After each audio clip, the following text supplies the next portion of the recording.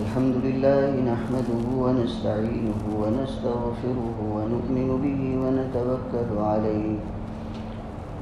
ونعوذ بالله من شرور أنفسنا ومن سيئات أعمالنا من يهده الله فلا مضل له ومن يضلله فلا هادي له ونشهد أن لا إله إلا الله وحده لا شريك له ونشهد أن سيدنا ونبينا ومولانا محمدا عبده ورسوله أما بعد فأعوذ بالله من الشيطان الرجيم بسم الله الرحمن الرحيم والفجر وليال عشر وعن ابن عباس رضي الله تعالى عنهما قال قال رسول الله صلى الله تعالى عليه وسلم ما من أيام العمل الصالح فيها أحب إلى الله تعالى من هذه الأيام يعني أيام العشر قالوا يا رسول الله ولا الجهاد في سبيل الله قال ولا الجهاد في سبيل الله إلا رجل خرج بنفسه وماله فلم يرجع من ذلك بشيء أو كما قال عليه الصلاة والسلام صدق الله العظيم وصدق رسوله النبي الكريم ونحن على ذلك من الشاهدين والشاكرين والحمد لله رب العالمين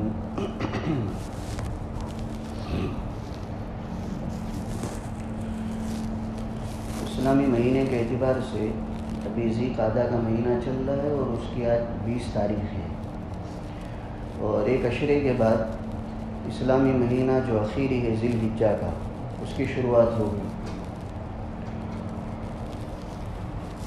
اس اخیری مہینے کے پہلے عشرے کی بڑی فضیلتیں نبی کریم صلی اللہ علیہ وسلم نے بیان فرمائی ہے اور قرآن کریم سے بھی اس کی فضیلت، عزت اور شرف کا پتہ چلتا ہے۔ حضرات علماء فرماتے ہیں کہ ویسے تو نیکیاں آدمی کو ہر وقت اور ہر گھڑی کرنی چاہیے اور گناہ سے بچنے کا اہتمام اور فکر بھی ہر گھڑی ہونا چاہیے، لیکن یہ دو زمانے خاص ہے جس میں یہ اہتمام بڑھ جانا چاہیے، نیکیوں کے کرنے کا اور گناہوں سے بچنے کا۔ اس میں سے ایک زمانہ رمضان کے مہینے کا ہے اور اس میں بھی بالخصوص رمضان کا آخری عشرہ، یہ وہ زمانہ ہے جس میں نیکیوں کا اہتمام بڑھ جائے اور گناہوں سے بچنے کا اہتمام بڑھ جائے۔ اور الحمدللہ آج بھی ایسا بہت بڑا طبقہ ہے جو اس مہینے کا اہتمام کرتا ہے۔ ہمارے یہاں بھی ہم دیکھتے ماحول ہے اس مبارک مہینے میں، خاص کر اخیر عشرے میں لوگ نیک کام کرنے کا اہتمام کرتے ہیں، گناہوں سے بچنے کا اہتمام کرتے ہیں۔ تو ایک تو سیزن اور ایک تو موقع نیکیوں کے بڑھانے کا، گناہوں سے بچنے کا، یہ رمضان کا مہینہ اور اس کا بھی بالخصوص اخیری عشرہ۔ اور دوسرا موقع اور دوسرا سیزن یہ ذی الحجہ کا پہلا عشرہ ہے۔ اس میں بڑی غفلتیں ہیں۔ اکثریت آج امت کی وہ ہے جو اس مبارک عشرے کو جیسا اس کا اہتمام کرنا چاہیے نہیں کر پاتی، جیسا اس میں نیکیوں کا اہتمام کرنا چاہیے نہیں ہو پاتا، گناہوں سے بچنے کی فکر ہونی چاہیے نہیں ہو پاتی۔ حالانکہ احادیث مبارکہ میں نبی کریم صلی اللہ علیہ وسلم نے اس مبارک عشرے کے سلسلے میں جو باتیں ارشاد فرمائی ہے صحیح احادیث میں، وہ انشاءاللہ کچھ احادیث کا ذکر آگے آئے گا۔ بخاری شریف میں وہ روایتیں، ترمذی میں، ابن ماجہ میں، سب صحیح روایتیں ہیں۔ اور اتنی فضیلتیں نبی کریم صلی اللہ علیہ وسلم نے اس ذی الحجہ کے پہلے عشرے کی بیان کی ہے کہ باقاعدہ علماء میں اس سلسلے میں بحث ہوئی کہ رمضان کا آخری عشرہ افضل ہے یا ذی الحجہ کا پہلا عشرہ افضل ہے۔ دونوں طرف لوگ گئے ہیں، کچھ علماء کہتے ہیں رمضان کا آخری عشرہ افضل ہے اور بہت سے علماء اس طرف گئے ہیں کہ نہیں، رمضان کے آخری عشرے کے مقابلے میں بھی ذی الحجہ کا پہلا عشرہ افضل ہے۔ ہم اندازہ لگا سکتے کتنی اہمیت کا حامل ہوگا یہ عشرہ۔ علماء میں علامہ ابن تیمیہ رحمۃ اللہ علیہ، جن کا علمی مقام بہت اونچا ہے، انہوں نے فیصلہ کیا ہے اور ان کے اس فیصلے کو بہت سے حضرات نے پسند کیا ہے وہ یہ کہ راتوں کے اعتبار سے تو رمضان کا آخری عشرہ افضل ہے، اس لیے کہ اس میں سید اللیالی شب قدر آتی ہے، اور دنوں کے اعتبار سے ذی الحجہ کا پہلا عشرہ افضل ہے، اس لیے کہ دنوں کا جو سب سے سردار دن ہے، بڑا دن، عرفے کا دن، وہ اس مبارک عشرے میں آتا ہے۔ تو گویا علامہ ابن تیمیہ رحمۃ اللہ علیہ کے فیصلے کے مطابق بھی ذی الحجہ کا پہلا عشرہ وہ مبارک عشرہ ہے جس کے ایام کی فضیلت رمضان کے آخری عشرے کی فضیلت سے بھی بڑھ کر ہے، اور اس کے بالمقابل آج ہمارا حال یہ ہے کہ غفلت بہت زیادہ ہے، جو اس طرف توجہ دینی چاہیے نہیں دی جاتی۔ تو اسی لیے مناسب معلوم ہوا کہ ایک عشرے کے بعد چونکہ یہ مبارک عشرہ شروع ہونے والا ہے، تو قرآن کریم نے اس سلسلے میں جو توجہ دلائی ہے وہ، اور نبی کریم صلی اللہ علیہ وسلم کے جو ارشادات ہیں وہ پیش کیے جائے تاکہ عمل کرنے والے عمل کریں اور اس کے مطابق ماحول بنانے کی کوشش کریں۔ جیسے رمضان میں ایک خاص ماحول ہوتا ہے، گھروں میں ہوتا ہے، آدمی خود اہتمام کرتا ہے، گھر کی عورتیں اہتمام کرتی ہے، بچوں کے پاس اہتمام کروایا جاتا ہے، تو اس مبارک عشرے میں بھی اس سلسلے میں توجہ دینے کی ضرورت ہے۔ ہمارے اسلاف کے ہاں جب یہ مبارک عشرہ آتا تھا تو باقاعدہ ان کے ایک ماحول قائم ہو جاتا تھا، جیسا ہمارے یہاں آج کل رمضان میں ہوتا ہے، ایسے ہی ان کے یہاں جب یہ عشرہ ذی الحجہ شروع ہوتا تو باقاعدہ ایک ماحول میں تبدیلی آ جاتی تھی، نیکیوں کے معاملے میں، رات کو جاگنے کے معاملے میں، نوافل کے اہتمام کے معاملے میں، روزے کے معاملے میں، گویا نیکیوں کا معاملہ خوب بڑھا دیا جاتا تھا، دیکھنے والے کو محسوس ہوتا تھا کہ ایک الگ ماحول قائم ہوا ہے۔ تو اس طرف توجہ دینے کی ہمیں بھی ضرورت ہے۔ سب سے پہلے تو قرآن کریم کی آیت جو میں نے پڑھی، والفجر ولیال عشر، اللہ تعالیٰ نے قسم کھائی ہے فجر کی، کہ قسم ہے فجر کی اور قسم ہے 10 راتوں کی۔ یہاں فجر سے مراد کیا ہے؟ تو بعض مفسرین کہتے ہیں کہ ہر دن کی صبح مراد ہے۔ اس کی اہمیت کی وجہ سے اللہ تعالیٰ نے اس کی قسم کھائی کہ ہر دن کی صبح اتنی اہم ہے کہ رات کی تاریکیاں ختم ہوتی ہیں، رات کا سناٹا ختم ہوتا ہے، اور اللہ تعالیٰ صبح کے ذریعے سے روشنی کو عام کرتا ہے، عالم روشن ہوتا ہے۔ تو اللہ تعالیٰ کی قدرت کی ایک عظیم الشان نشانی یہ ہر دن کی فجر اور ہر دن کی صبح ہے، اس لیے اللہ تعالیٰ نے قسم کھائی فجر کی۔ لیکن بہت سے مفسرین یہ کہتے ہیں کہ یہاں فجر سے مراد 10ویں ذی الحجہ کی فجر ہے، بقرعید کا جو دن آتا ہے، اس دن کی جو صبح ہے، اس صبح کی اللہ تعالیٰ نے قسم کھائی ہے۔ کیا بات ہے، کیوں خصوصیت کے ساتھ اس دن کی صبح کی قسم کھائی گئی؟ مفسرین فرماتے ویسے سال کے جتنے بھی دن ہیں ہر دن کے ساتھ اس کی رات لگی ہوئی ہے، پہلے رات آتی اور اس کے بعد دن آتا ہے،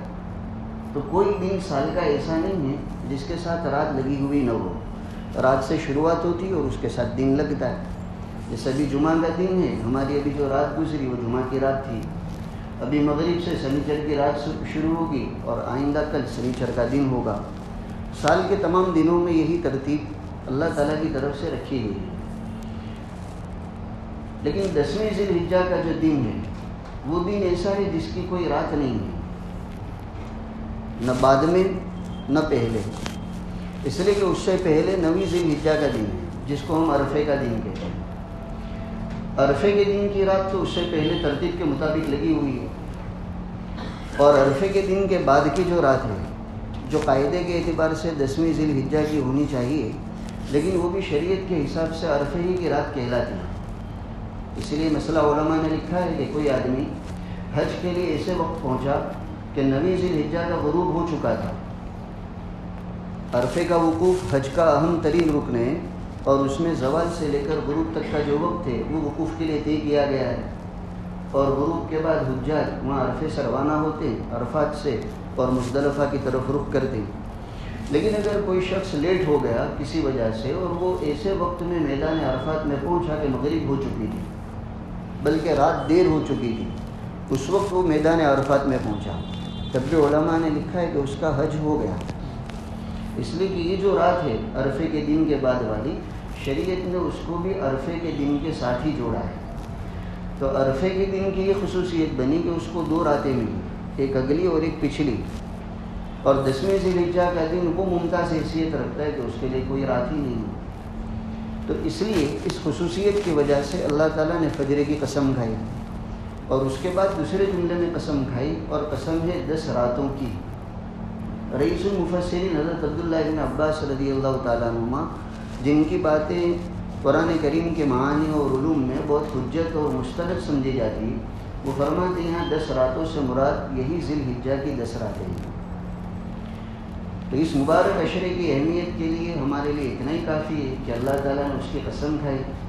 اللہ تعالیٰ جس چیز کی قسم کھا لے اس کی عزت، اس کی شرافت، اس کی اہمیت کے لیے کافی ہے کہ وہ کتنی اہم چیز ہوگی کہ اللہ تعالیٰ نے اپنے پاک کلام میں اس کی قسم کھائی ہے کہ 10 راتوں کی، اس عشرے کی اللہ تعالیٰ نے اپنے پاک کلام میں قسم کھائی، اس سے اس کی اہمیت کا پتہ چلتا ہے۔ جو روایت میں نے پڑھی ابو داؤد شریف کی، حضرت عبداللہ ابن عباس رضی اللہ تعالیٰ عنہ اس کے ناقل ہے، نبی کریم صلی اللہ علیہ وسلم نے ارشاد فرمایا کہ کوئی بھی نیک کام اللہ تعالیٰ کو اتنا زیادہ پسندیدہ نہیں ہے جتنا اس مبارک عشرے میں کیا جائے۔ اور راوی کہتے ہیں اس عشرے سے مراد 10ویں ذی الحجہ، عشرہ ذی الحجہ یعنی پہلا عشرہ ذی الحجہ کے مہینے کا، کہ اس عشرے میں جو بھی نیک کام کیا جائے گا اللہ تعالیٰ کو سب سے زیادہ پسندیدہ ہے۔ یعنی اس عشرے کے علاوہ کوئی نیکی کا کام ہم کریں تو اللہ تعالیٰ کو پسند تو وہ بھی آتا ہے، لیکن اس عشرے میں جو بھی نیکی کا کام کیا جائے گا وہ اللہ کو سب سے زیادہ پسند آتا ہے۔ قرآن کریم کی تلاوت کی جائے اس عشرے میں اللہ تعالیٰ کو بہت زیادہ پسند، نفلی نمازیں پڑھی جائے بہت زیادہ پسند، صدقات اور خیرات کیے جائے اللہ تعالیٰ کو بہت زیادہ پسند، دعائیں مانگی جائے بہت زیادہ پسند۔ تو صحابہ میں سے کسی نے عرض کیا اللہ کے رسول،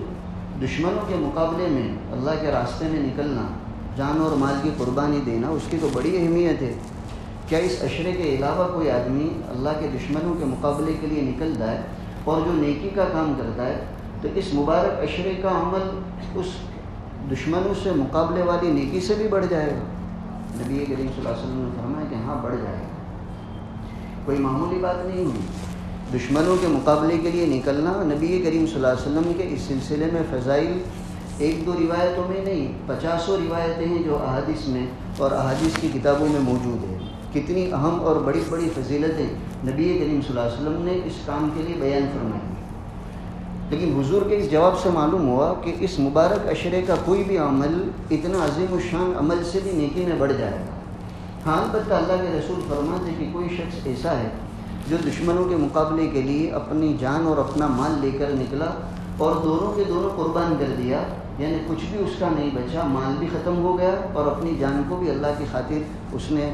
گنوا دیا، اللہ کے حوالے کر دیا، تو یہ تو البتہ ایسا شخص ہے جس کی نیکی بڑھ جائے گی۔ باقی تو کوئی بھی عمل اس مبارک عشرے کا اس کا کوئی مقابلہ نہیں کر سکتا۔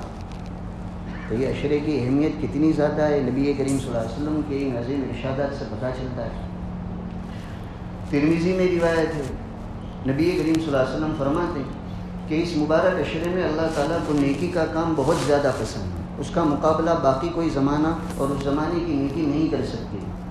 آگے آپ فرماتے ہیں اس لیے اس مبارک عشرے کے دنوں کا روزہ رکھا کرو، اس کا ایک روزہ اس کا ثواب اللہ تعالیٰ کی طرف سے 1 سال کے روزے کے برابر ہوگا۔ ابھی عشرے میں تو 10 دن بنیں گے، 10ویں دن تو روزہ رکھنے کی اجازت نہیں ہے۔ جن 5 دنوں میں، سال کے 5 دنوں میں جو روزہ رکھنا منع کیا گیا ہے اس میں ایک تو عید الفطر، رمضان عید کا دن، دوسرا یہ بقر عید کا دن، اور باقی کے 3 دن جو اس کے بعد آئیں گے یعنی 11، 12 اور 13۔ تو یکم شوال،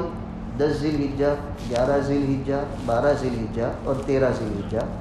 سال میں یہ 5 دن ایسے ہیں جن 5 دنوں میں کوئی روزہ نہیں رکھا جا سکتا، منع کیا گیا۔ باقی دنوں میں تو نفل روزے کی اجازت ہے، رمضان میں فرض روزے ہیں۔ تو نبی کریم صلی اللہ علیہ وسلم فرماتے ہیں کہ اس عشرے کے روزے کا اہتمام کرو، اس لیے کہ اس کا ایک روزہ 1 سال کے روزے کے برابر ثواب رکھتا ہے۔ تو 10ویں دن تو ہم روزہ نہیں رکھ سکیں گے، لیکن 9 دن کا جو بندہ مومن روزہ رکھے گا گویا اس نے 9 سال کے برابر روزے رکھے ایسا ثواب دیا جائے گا۔ بالکل صحیح احادیث سے ثابت ہے۔